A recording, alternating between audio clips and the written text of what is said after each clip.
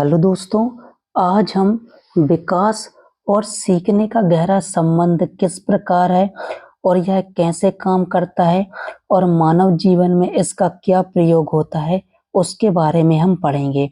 तो विकास की अवधारणा। विकास एक व्यापक और सतत प्रक्रिया है जो जन्म से लेकर मृत्यु तक चलती रहती है। यह केवल शारीरिक वृद्धि जैसे ऊंचाई और वजन बढ़ना तक सीमित नहीं है, बल्कि इसमें व्यक्ति के शारीरिक, मानसिक, भावनात्मक, सामाजिक और नैतिक पक्षों में होने वाले सभी गुणात्मक और मात्रात्मक परिवर्तन शामिल होते हैं। और देखिए, विकास की मुख्य विशेषताएं क्या हैं? सतत प्रक्रिया। विकास कभी रुकता नहीं है, यह जीवन भर चलता रहता है। यानी जो विकास रहता है, यह एक ऐसी प्रक्रिया है जो आपके जन्म से लेके मृत्यु तक चलती रहती है। अब है क्रमबद्धता। विकास एक निश्चित क्रम का पालन करता है। उदाहरण के लिए बच्चा पहले बैठना, फिर घुटनों के बल चलना और फिर खड़ा होना और दौड़ना सीखता है। यानी जो विकास होता है वह एक निश्चित नियमों का और निश्चित क्रमबद्धता को क्या करता है, फॉलो करता है।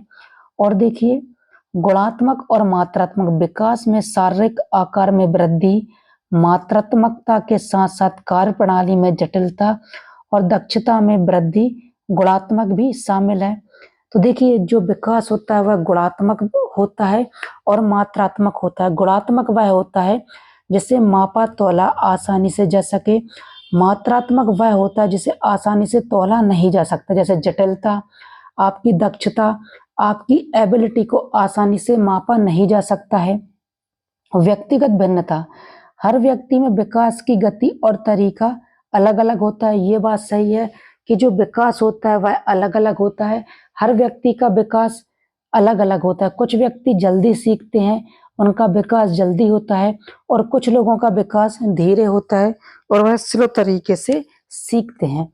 अब और देखिए, परस्पर संबंध। विकास के विभिन्न आयाम शारीरिक, मानसिक, सामाजिक, भावनात्मक एक दूसरे से जुड़े होते हैं और एक का विकास दूसरे को प्रभावित करता है। बिल्कुल यह सही बात है कि शारीरिक विकास मानसिक विकास से संबंध रखता है, मानसिक विकास सामाजिक विकास से संबंध रखता है और सामाजिक विकास भावनात्मक विकास से रखता है। यदि कोई एक भी कमजोर रहता है तो बच्चे का विकास अच्छे तरीके से नहीं हो पाता। इसलिए शारीरिक, मानसिक, सामाजिक और भावनात्मक जो विकास होते हैं वह एक दूसरे से संबंध रखते हैं और एक दूसरे को प्रभावित करते हैं। अब है बहुआयामी और प्रासंगिक। विकास कई आयामों में होता है। यह व्यक्ति के परिवेश और अनुभव से प्रभावित होता है। बिल्कुल सही। व्यक्ति को किस प्रकार के अनुभव मिल रहे हैं उसके अनुसार बच्चे का विकास होता है। यदि बच्चे का विकास सकारात्मक है, यदि बच्चे के अनुभव सकारात्मक है तो उसका विकास पॉजिटिव होगा, और बच्चे के अनुभव यदि नकारात्मक है तो उसका विकास अच्छे तरीके से नहीं हो पाएगा।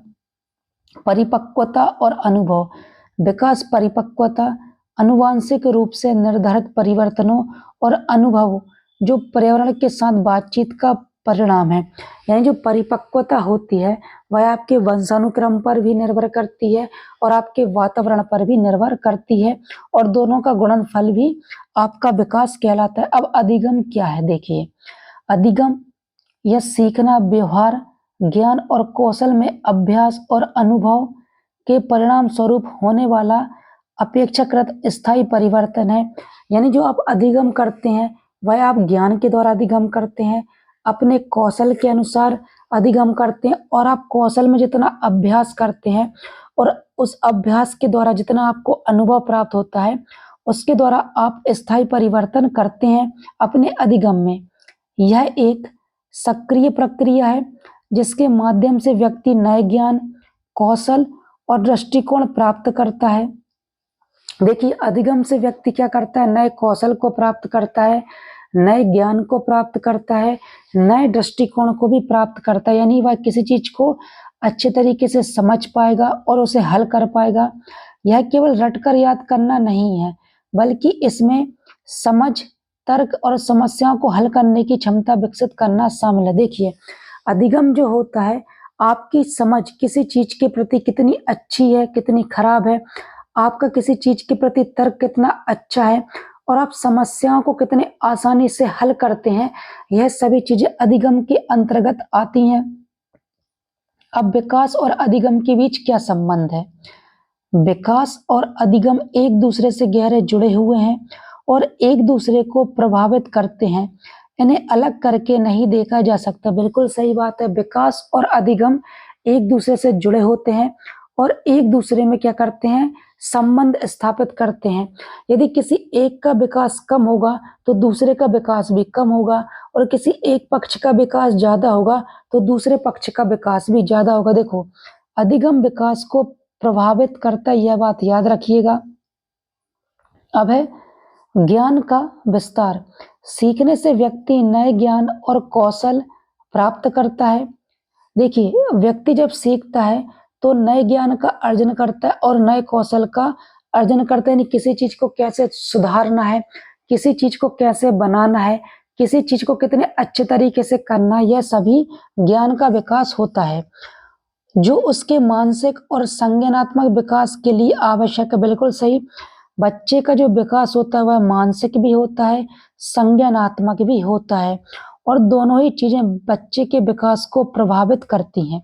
उदाहरण के लिए पढ़ना सीखने से बच्चे की भाषा और सोच का विकास होता है। बिल्कुल सही। बच्चे जैसे जैसे सीखते हैं उनकी भाषा विकास उतना अच्छा होता है और वह ज्यादा अच्छे तरीके से विचार कर सकते और सोच सकते हैं।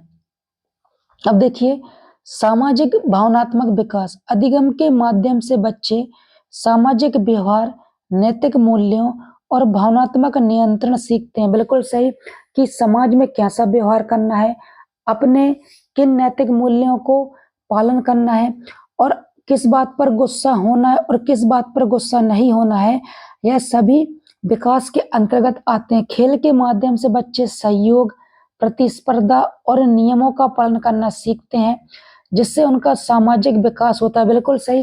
देखिए, बच्चे क्या होते हैं, जब खेल खेलते हैं तो उनका शारीरिक विकास तो होता ही है, साथ में उनका मानसिक विकास भी होता है। देखिए, जब बच्चे खेल कूद करते हैं तो उनमें प्रतिस्पर्धा का क्या होता है, अंदर आती है। यदि वह प्रतिस्पर्धा पॉजिटिव होगी तो उनका पॉजिटिव विकास होगा और प्रतिस्पर्धा यदि नेगेटिव वे में बनेगी तो बच्चे का नकारात्मक विकास होगा। अब देखिए, व्यक्तिगत और व्यावसायिक विकास। व्यक्ति विभिन्न कौशल और ज्ञान प्राप्त करके अपने व्यक्तिगत और व्यावसायिक जीवन को आगे बढ़ाता है। बिल्कुल यह सही बात है, जिससे उसका समग्र विकास होता है। देखिए, व्यक्ति अलग अलग प्रकार के कौशल सीखता है, अलग अलग प्रकार के ज्ञान सीखता है और उन्हें अपने व्यक्तिगत और व्यावसायिक जीवन में अपनाता है और उसके द्वारा पैसे प्राप्त करता है, शोहरत प्राप्त करता है, जिससे उसका जीवन अच्छे तरीके से चल पाता है, क्योंकि बिना पैसे के जीवन निर्वाह करना इतना आसान नहीं होता है। समस्या समाधान और अनुकूलन। सीखने से व्यक्ति समस्याओं को हल करने, नए वातावरण के अनुकूलन करने की क्षमता विकसित करता है। बिल्कुल सही। देखिए, जब बच्चा सीखता है या व्यक्ति सीखता है तो समस्याओं को हल करता है और नए वातावरण में क्या करता है, अनुकूल करना सीखता है, जो उसके विकास के लिए महत्वपूर्ण होता है। जैसे जब बच्चे को ठंड लगती है तो वह ठंड की समस्या को हल कैसे करेगा, तो वह आग जलाएगा, गर्म कपड़ों को पहनेगा। यदि बच्चे के अंदर डिहाइड्रेशन हो रहा है तो वह उस समस्या को समझेगा, उसके लिए वह ग्लूकोज पिएगा और पानी का ज्यादा से ज्यादा पिएगा, साथ ही नींबू पानी का सेवन करेगा। यदि उसके शरीर में किसी प्रकार की समस्या आ रही है तो वह उस समस्या को समझेगा और उसे हल करने के लिए क्या करेगा, प्रयास करेगा और ज्ञान का अर्जन करेगा, जिसे अनुकूलन के अंतर्गत रखा जाएगा। अब देखिए, विकास अधिगम को प्रभावित करता है। परिपक्वता की भूमिका क्या होती है? विकास की एक निश्चित अवस्था में पहुंचने पर बच्चा कुछ विशेष चीजें सीख पाता है। उदाहरण के लिए, जब बच्चे की मांसपेशियां पर्याप्त रूप से विकसित नहीं होती, वह चलना नहीं सीख सकता। संज्ञानात्मक विकास की एक निश्चित अवस्था में पहुंचने पर ही बच्चा अमूर्त अवधारणाओं को समझ पाता है। बिल्कुल सही। देखिए, जो परिपक्वता होती है उससे भी बच्चे बहुत अच्छे तरीके से विकास करते हैं। यदि इनकी परिपक्वता कम होगी उम्र के अनुसार, यानी एक उम्र में वह परिपक्वता आ जानी चाहिए, लेकिन उस उम्र में वह परिपक्वता नहीं आती है, तो उनका विकास क्या होगा, स्लो गति से आगे बढ़ेगा। अब और देखिए, शारीरिक और मानसिक तैयारी। शारीरिक और मानसिक रूप से तैयार होने पर अधिगम प्रभावी होता है। यदि आप शारीरिक रूप से तैयार हैं, मानसिक रूप से तैयार हैं, तो आपका विकास ज्यादा अच्छे तरीके से होगा। यदि बच्चा स्वस्थ नहीं है या भावनात्मक रूप से अस्थिर है, तो उसका सीखना प्रभावित होगा। देखिए, यदि बच्चे का स्वास्थ्य अच्छा नहीं है, तो उसका मानसिक स्वास्थ्य भी अच्छा नहीं होगा। इससे क्या होगा, वह अच्छे तरीके से अधिगम नहीं कर पाएगा। यदि वह अच्छे तरीके से अधिगम नहीं कर पाएगा, तो वह किसी समस्या का समाधान ज्यादा अच्छे तरीके से नहीं कर पाएगा, ना ही ज्यादा जल्दी तरीके से कर पाएगा। अब देखिए, अवसर प्रदान करना। विकास सीखने के लिए नए अवसर पैदा करता है। जैसे बच्चे का शारीरिक विकास होता है, वह अधिक गतिशीलता प्राप्त करता है, जिससे उसे दुनिया का अन्वेषण करने और नए अनुभव को सीखने का मौका मिलता है। देखिए, यदि बच्चे का विकास अच्छे से करना है, तो उसका शारीरिक विकास भी करना होगा, उसका मानसिक विकास भी करना होगा, उसका संवेगात्मक विकास भी करना होगा, और उसका क्या करना होगा, और भी विकास करना होगा। यदि कोई विकास की अवस्था उसमें नहीं आ पाती, यदि वह किसी एक विकास में रुक जाता है, तो वह क्या करेगा, दुनिया को ज्यादा अच्छे तरीके से नहीं समझ पाएगा, वह अपने आसपास के वातावरण को नहीं समझ पाएगा, नहीं अपने आसपास के वातावरण में वह अनुकूल कर पाएगा। ठीक है, तो लिखा है अन्वेषण करने और नए अनुभव सीखने का मौका मिलता है। यदि उसको अवसर दिए जाएंगे पॉजिटिव तरीके से, तो वह चीजों को ज्यादा अच्छे तरीके से सीख पाएगा। लेकिन यदि आप उनको नेगेटिव अनुभव देंगे, तो वह ज्यादा अच्छे तरीके से वो क्या नहीं कर पाएंगे, सीख नहीं पाएंगे। देखिए, अब संज्ञानात्मक क्षमताएं। बच्चे की कल्पना, तर्क और विचार शक्ति जैसे संज्ञानात्मक क्षमताएं उसके सीखने की प्रक्रिया को सीधे प्रभावित करती। देखिए, आपका संज्ञानात्मक विकास जितना ज्यादा होगा, आपकी सीखने की क्षमता उतनी ही ज्यादा होगी। आपको किस बात पर गुस्सा होना है, किस बात पर हंसना है और किस बात पर रोना है, यह संज्ञानात्मक और संवेगात्मक विकास के अंतर्गत आता है। जो बच्चा तर्क करने में सक्षम है, वह जटिल अवधारणाओं को अधिक आसानी से सीख सकता है। यदि बच्चा किसी अवधारणा को सीखता है कि वह समस्या को कैसे हल कर सकता है, समस्या को कितने आसानी से हल कर सकता है, समस्या को कितने चरणों में हल कर सकता है, यह उसके संज्ञानात्मक विकास के अंतर्गत आता है। और देखिए, संक्षेप में विकास एक व्यापक छतरी है जिसके तहत अधिगम की प्रक्रिया होती है। अधिगम विकास की गति देता है और उसे आकार देता है, जबकि विकास अधिगम के लिए आधार और क्षमताएं प्रदान करता है। देखिए, यदि जो विकास होगा वह अधिगम के लिए क्या करता है, एक ठोस आधारशिला का काम करता है। यदि बच्चे का विकास अच्छे से नहीं होगा, तो उसका अधिगम भी अच्छे से नहीं कर पाएगा। दोनों एक जटिल और परस्पर निर्भर तरीके से जुड़े हुए हैं, जो व्यक्ति को जीवन भर आगे बढ़ने और अनुकूलन करने में मदद करते हैं। बिल्कुल सही, जो विकास होता है बच्चे को आगे बढ़ने में मदद करेगा, साथ ही अपने वातावरण के साथ अनुकूलन करने में, समाज के साथ अनुकूलन करने में, और अपने आसपास जो नियम है, कानून है, जो नैतिक मूल्य हैं, उनके साथ भी सामंजस्य और अनुकूलन करने में क्या करेंगे, मदद करेंगे।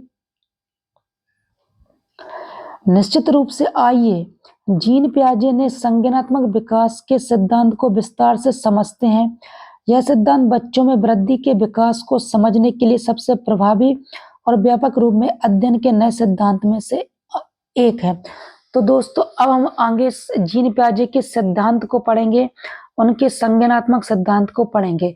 तो आपको वीडियो कैसा लगा कमेंट बॉक्स में जरूर बताएं। नमस्ते दोस्तों।